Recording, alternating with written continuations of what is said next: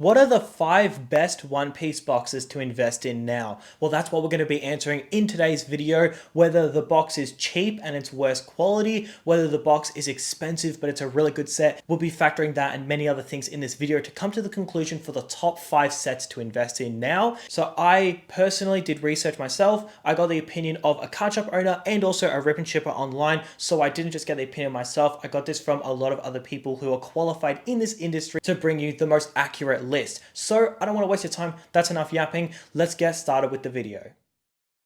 Alrighty, coming in number 5 is OP11 at $161 a box. So OP11 is a really good set. It's basically like a second chance if you missed out on OP05, if you will. Basically, it's got the pretty much reprinted Gear 5, but it's got the silver and also the gold variant, which is really, really sweet. It's got some other stuff inside, like it's got a normal manga Luffy, which is pretty sweet. Honestly, it kind of does end there. It does have some other stuff, but those are the 3 main highlights of it. Considering how expensive the gold Luffy is as a PSA 10, it definitely is building up a really good case for this set, especially the fact that it's also really cheap as well. It is building up a pretty good case for the set. You still got plenty of time to buy it, but it's it's a really good entry box, right? It's like, if you just want to invest in One Piece, you just want to invest in a Luffy set, nice and cheap, this is a way to go. Now, it's not number 1. Number 1 is going to be the best. This is not number 1. So just do take that into note. Do not just immediately pause this video and go ahead and buy it. I do recommend you watch the rest of this video. However, Luffy is such a safe bet, right? Collect pop figures, whether you watch the anime, whether you read the manga, everyone knows about Luffy. He is the main character of One Piece. So there's no beating around the bush. No one hates Luffy. Everyone loves him. It's just such a safe bet, especially that you have the OP05 manga reprint, but in silver and gold. It's honestly, I think it's really cool, to be honest. So I think, honestly, I could see in the future a lot of people collecting all 3 variants: the normal manga, the silver, and the gold. Now, if they can also do a red variant, that'd be great. If they can also do a gold variant, that'd also be great.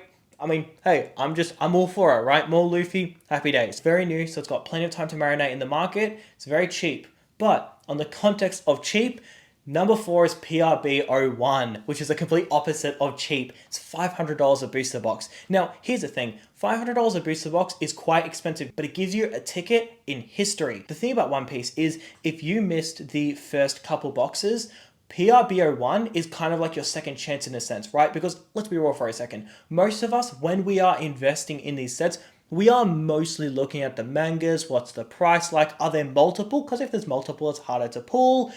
Are there different variants, like a gold variant or a red variant? Like, what are different things that the set has to offer, right? Manga-wise. The thing about PRB01, it basically just gets the first mangas, chucks them in a set, and calls it a day. So it gets the best of every single early set, and then that's it. It gets the meat and potatoes. And this set is only 1 year old. It came out in November of last year. It's a pretty young set, and it is $500 a booster box, and there's a reason why. So if the price scares you, I understand. It's a very, very painful hit to the bank account now. However, it is far better to buy 1 quality set than to buy like 3 $150 boxes that are quite low quality sets. Or if it's like even cheaper, but it's quite low quality, it's not worth it. It's always worth it to buy that high quality set, even if it's more expensive, especially if it's quite new. This is the thing about One Piece, right? Is we're comparing like $200 to $500 to $300. That's not that much. That is like a walk in the park. Like, you compare that to other trading card games like Magic of the Gathering, where you can have a box that's $1,500, and then in the same year you have another box that's like $300. Okay, well, yeah, now you really have to make your decision, right? But then you compare that and you go, well, okay, hang on, that dollars isn't really a lot. And you compare it to things like Pokemon, where you'll have a set that's a couple years old and it's like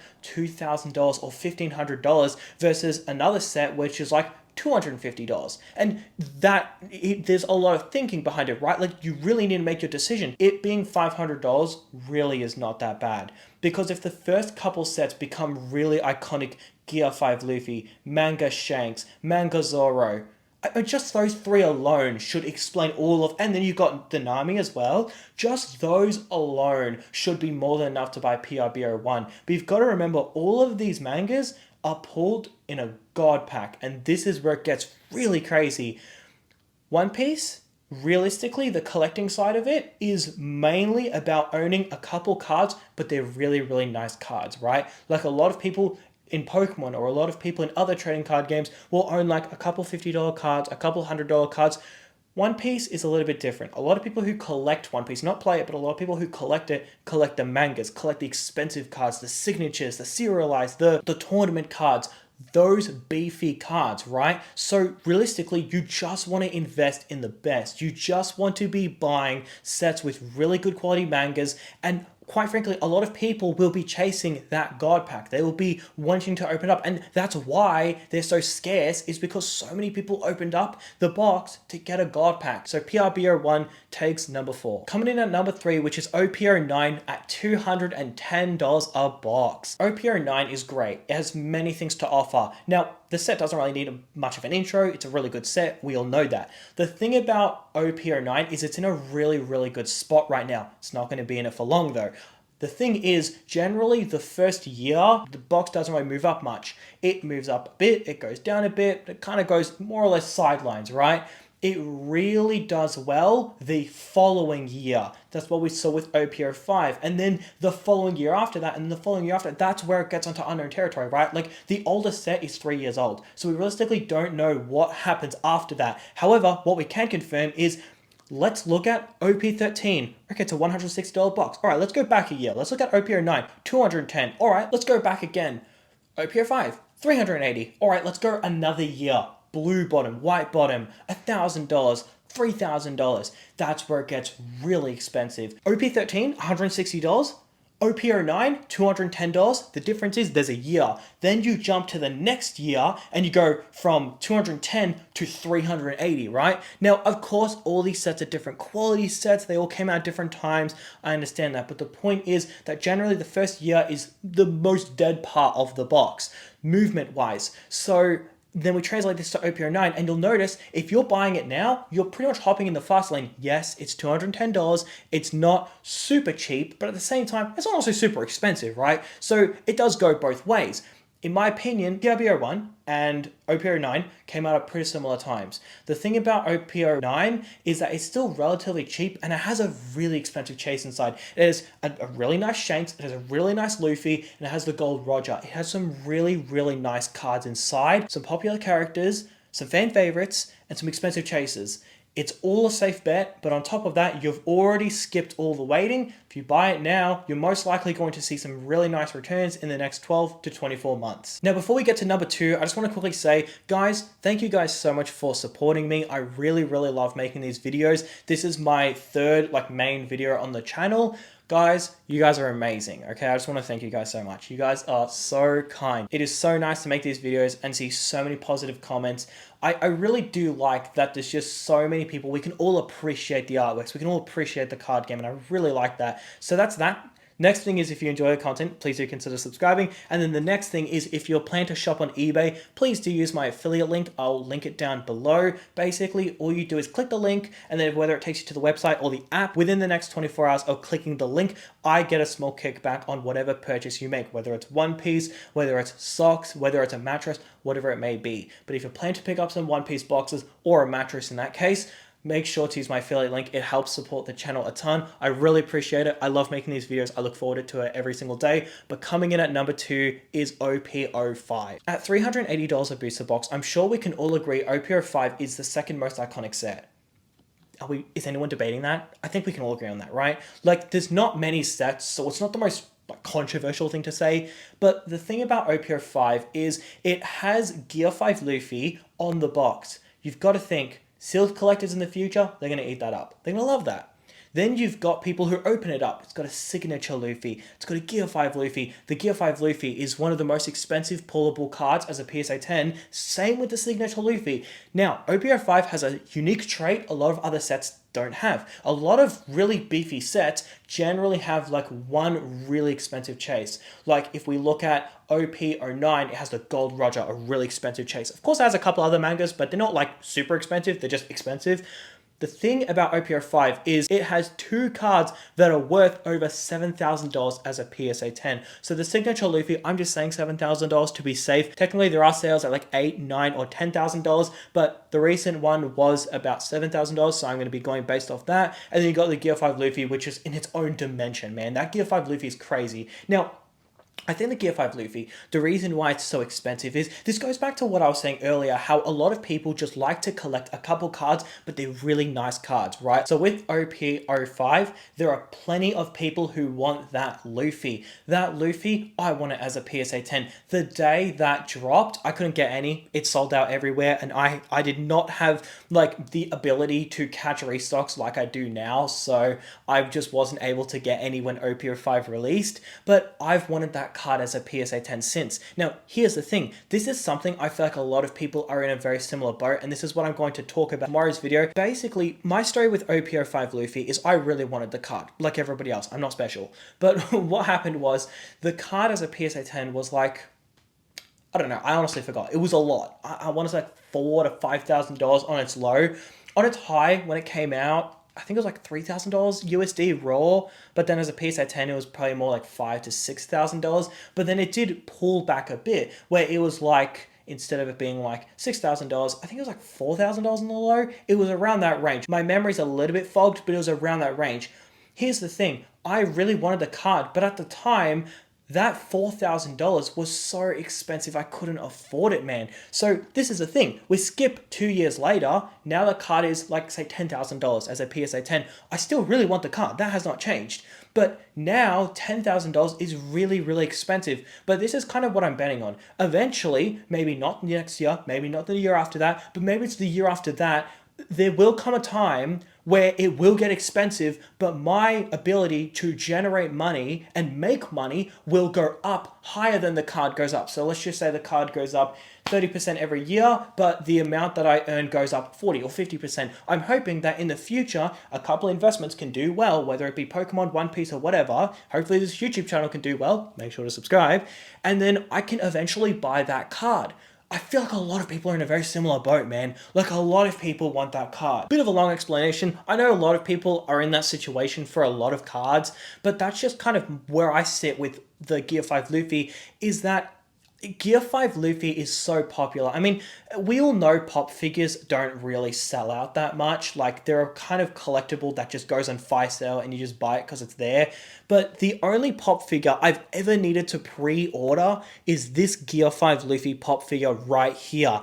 This pop figure, I went into a store because I knew a friend of mine really loved One Piece, and I was buying this pop figure for his birthday. Now, I was just going to buy one on release, but I just pre-ordered one for him. He said to me, oh man, it's a really good decision. You guys are pre-ordering it. We're running out really quickly. And I was thinking, like, what do you mean you're running out really quickly? It's pop figures. You guys can just keep pumping them out. Like, they're like literal plastic dolls. What do you mean you're selling out quick?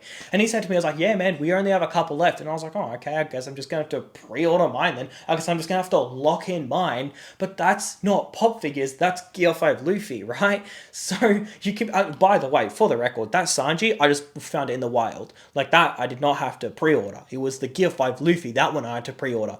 It wasn't pop figures, it was Gear 5 Luffy. That was the demand, right?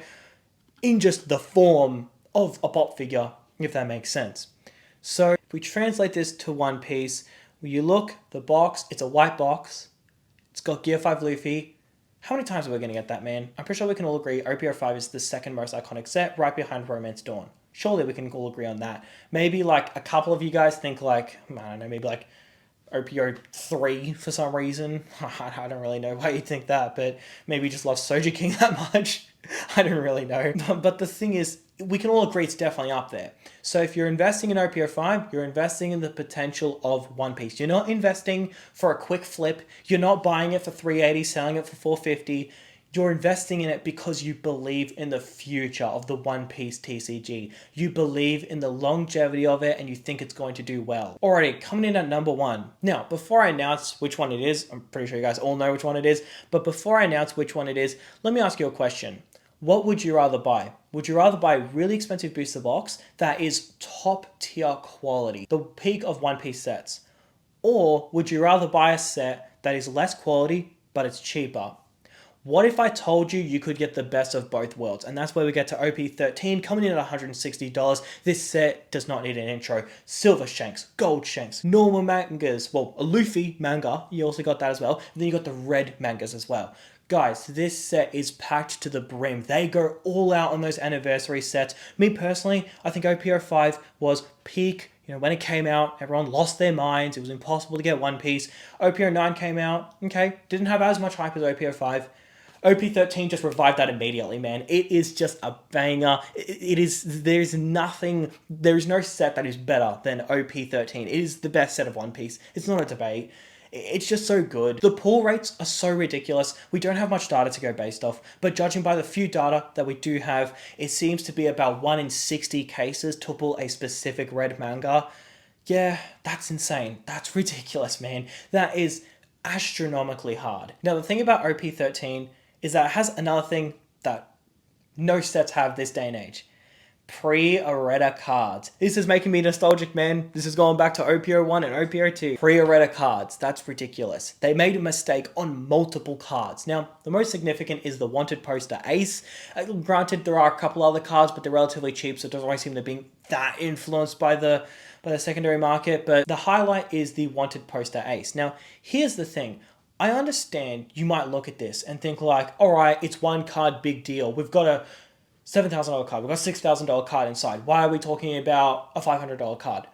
The reason why we're talking about it is if you were able to get a booster box or a booster box case, you might be lucky. If they make a difference in the second wave, you might get really, really lucky being able to own a first edition box. So for anyone who doesn't know, with OP01 Blue Bottom, I feel like I've said this in like every single video now, but I guess it's relevant, so I'm going to keep bringing it up as long as it's relevant to the video. There are two different versions. You got Alpha, which is the first wave, and then you got Beta, which is the second wave. Both are blue bottom. You can't tell the difference between the case. You can't tell the difference between the box. The only way you can tell the difference is the shipping label. That is literally the only way to know. So, the shipping label on the case. Now, what a couple people have done is for their loose boxes of OP13, they've kept it sealed inside of like wherever they placed an order online. They've kept the shipping label sealed. Realistically, that might help sell the box. I don't think it'll realistically add value to it. The only way you're going to be able to secure your position in like a first edition carrying his well case is by having one with a shipping label that has the date on it. If it has the date, you are laughing. Now, thankfully, my two cases do have the date, so I am laughing. But you've just, I don't know, if you can afford it, go for it. I understand it's very expensive, so if you can't afford it, that's fair enough. No one is shaming you. There's nothing wrong with that. Make sure to pick up some loose ones. This is why earlier in the video I did say like, hey, OP11 is a great box, but just give it a second. Let me talk about the other sets because we've got a banger to talk about, and that's OP13. It is the cheapest one. It is the best set of One Piece. You can't really get much better than that. And when I say you can't get much better than that, that is not a way to hype up something. That is just simply the truth. You literally can't get better than that. Cheapest box on the list, number one on the list, and the best set of One Piece.